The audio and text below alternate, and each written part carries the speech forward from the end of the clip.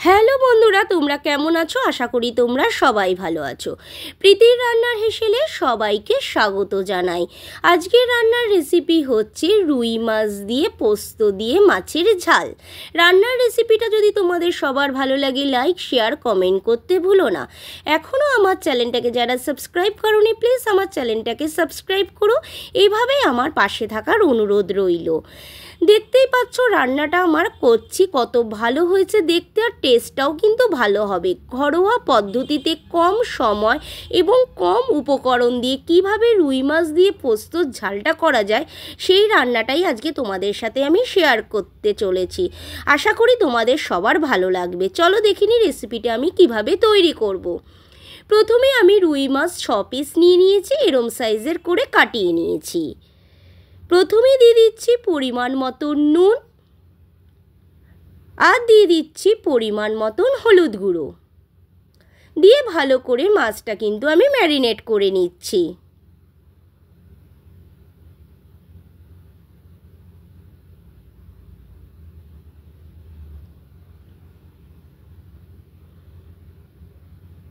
আমার মাছটা কিন্তু ম্যারিনেট করা হয়ে গেছে। এবার আমি কড়াইতে তেল দিয়ে দিয়েছি, সর্ষের তেল। তেলটা আমার গরম হয়ে গেছে, আমি একে একে মাছগুলো দিয়ে দিচ্ছি ভাজার জন্য।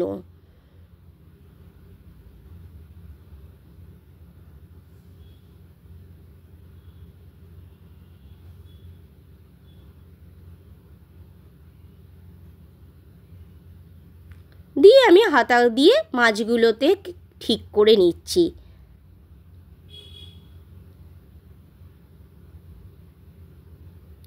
খুন্তি দিয়ে আমি মাছগুলো কিন্তু ঠিক করে নিলাম। নিয়ে এবার ভাজার জন্য দিয়ে দিচ্ছি ভাজতে। দেখো মাছগুলো কিন্তু আমার এক সাইড ভাজা হয়ে গেছে, আমি আবার মাছগুলোকে কিন্তু উল্টে দিচ্ছি।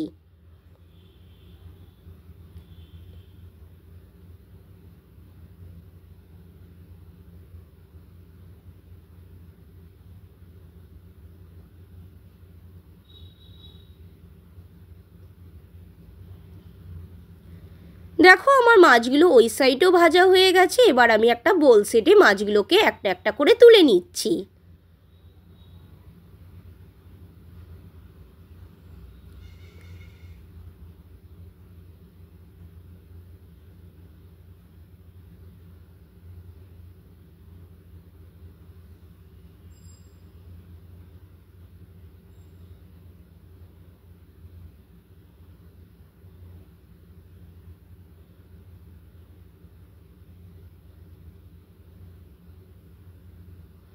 একটা বোল সেটের মধ্যে পোস্ত আর চালমগজ আমি ভিজিয়ে রেখেছি আধ ঘন্টা আগে।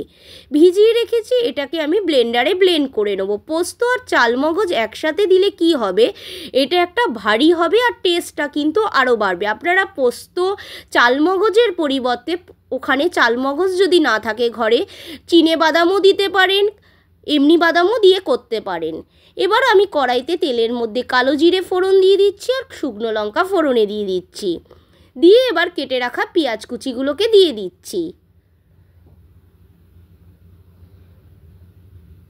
দিয়ে ভালো করে আমি ভেজে নেব।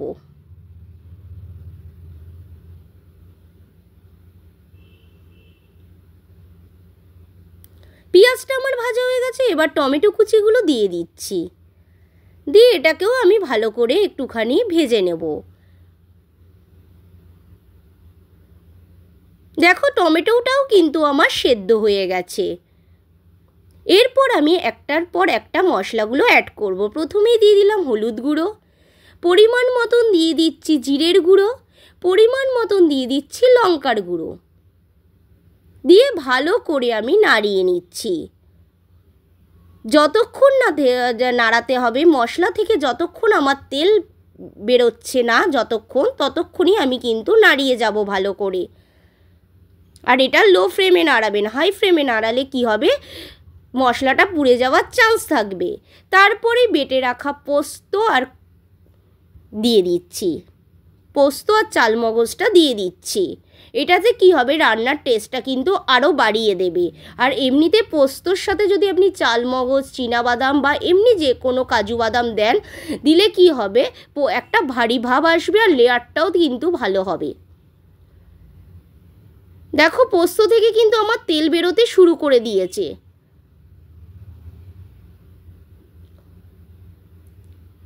এটা আমি লো ফ্লেমে ভালো করে নাড়িয়ে নিচ্ছি। এরপর ব্লেন্ডারে ধোয়া জলটা আমি দিয়ে দিচ্ছি, দিয়ে আবারও আমি ভালো করে নাড়িয়ে নিচ্ছি। কিন্তু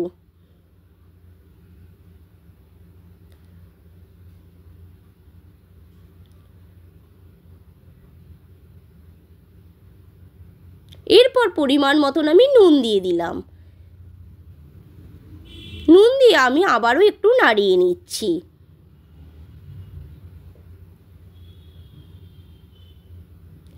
এবার আমার ঝোলটা কিন্তু ফুটে উঠেছে। এরপর আমি একটা একটা করে মাছগুলো ছেড়ে দিচ্ছি।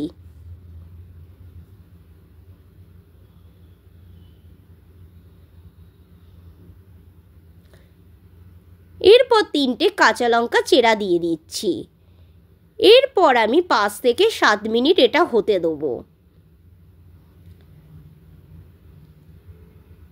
7 মিনিট পর দেখো আমি ফিরে এসেছি। মাছের ঝোলটা কিন্তু রেডি হয়ে গেছে, আর কালারটাও দেখো কত ভালো এসেছে দেখতে। এরপর দিয়ে দিচ্ছি ওপর থেকে ধনেপাতা কুচি,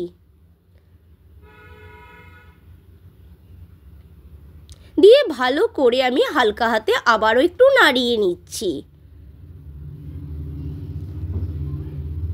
তোমরা বাড়িতে এইভাবে ট্রাই করে দেখতে পারো, আশা করি তোমাদের সবারই ভালো লাগবে। রান্নাটা কেমন হলো কমেন্টে অবশ্যই জানাতে ভুলো না কিন্তু।